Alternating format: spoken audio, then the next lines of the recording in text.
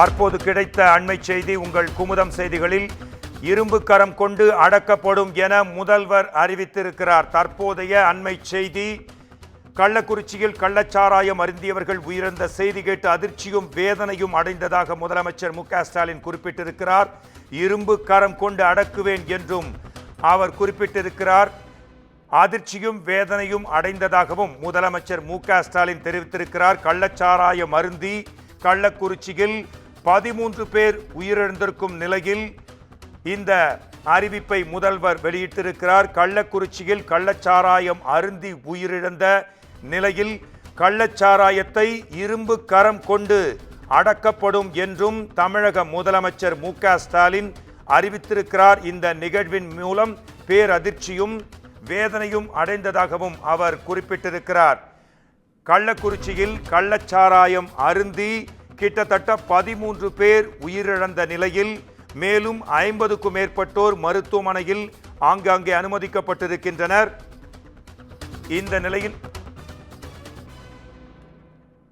இந்நிலையில் முதலமைச்சர் அறிவிப்பு ஒன்றை அண்மை செய்தியாக உங்கள் குமுதம் செய்திகளில் அண்மை செய்தியாக வெளிவந்து கொண்டிருக்கிறது. கள்ளக்குறிச்சியில் கள்ளச்சாராயம் அருந்தி உயிரிழந்ததை தொடர்ந்து இரும்பு கரம் கொண்டு அடக்கப்படும் என்று முதலமைச்சர் மு.க.ஸ்டாலின் அறிவித்திருக்கிறார்.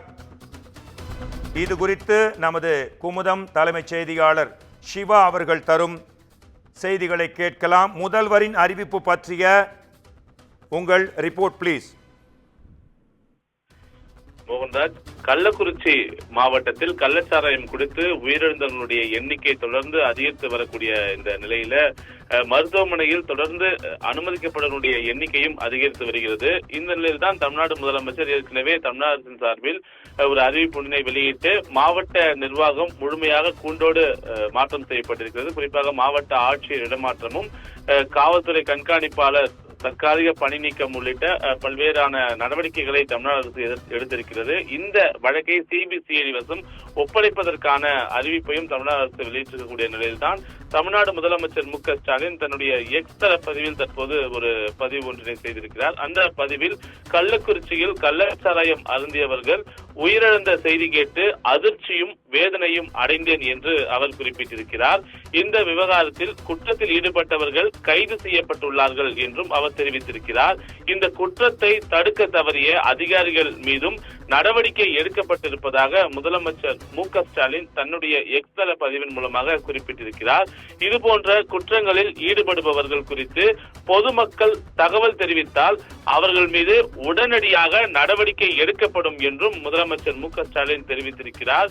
அதோடு மட்டுமல்லாமல் சமூகத்தை பாழ்படுத்தும் இத்தகைய குற்றங்கள் இரும்பு கரம் கொண்டு அடக்கப்படும் என்றும் அவர் தன்னுடைய எக்ஸ் தள பதிவின் மூலமாக தெரிவித்திருக்கிறார். எனவே தமிழ்நாடு அரசு பல்வேறு நடவடிக்கைகள் எடுத்திருக்கக்கூடிய ஒரு சூழல்ல இது போன்ற குற்றங்கள் மீது இரும்பு கரம் கொண்டு நடவடிக்கை எடுக்கப்படும் என்ற ஒரு கூடுதல் ஒரு தகவலையும் இந்த எக்ஸ் தள பதிவின் மூலமாக முதலமைச்சர் மு.க.ஸ்டாலின் பதிவிட்டிருப்பது தற்போதைய ஒரு அண்மை செய்தியாக பார்க்கிறோம்.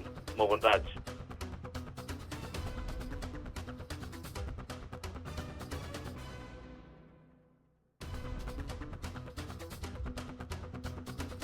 அது மட்டுமல்ல, காவல்துறை உயர் அதிகாரிகள் கூண்டோடு சஸ்பெண்ட் செய்யப்பட்டிருக்கும் இந்த நிலையில் அங்கு சூழ்நிலையை கட்டுப்படுத்த இருக்கும் அதிகாரிகள் குழு ஏதாவது இருக்கிறதா?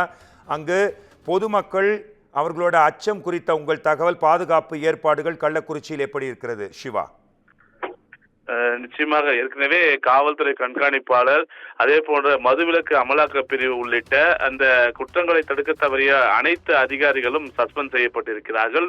புதிதாக மாவட்ட ஆட்சியர், அதே போல மாவட்ட காவல்துறை கண்காணிப்பாளர் போன்றெல்லாம் நியமனம் செய்யப்பட்டிருக்கிறார்கள். இந்த விவகாரத்தில் அமைச்சர்கள் ஏவா வேலு, மா சுப்பிரமணியன் போன்றவரெல்லாம் களத்திற்கு நேரடியாக சென்றிருக்கக்கூடிய சூழல்ல களத்தை முழுமையாக கட்டுக்குள் வைத்திருப்பதற்கான நடவடிக்கைகளை தமிழ்நாடு அரசு எடுத்திருப்பதாகவே நம்மால் இதனை பார்க்க முடிகிறது. அந்த அடிப்படையில தமிழ்நாடு அரசு முழு வீச்சில் தங்களுடைய பணிகளை செய்து வருகிறது. மோகன்ராஜ், உண்மை செய்திகள் குறித்த உங்கள் தகவல்களுக்கு நன்றி சிவா.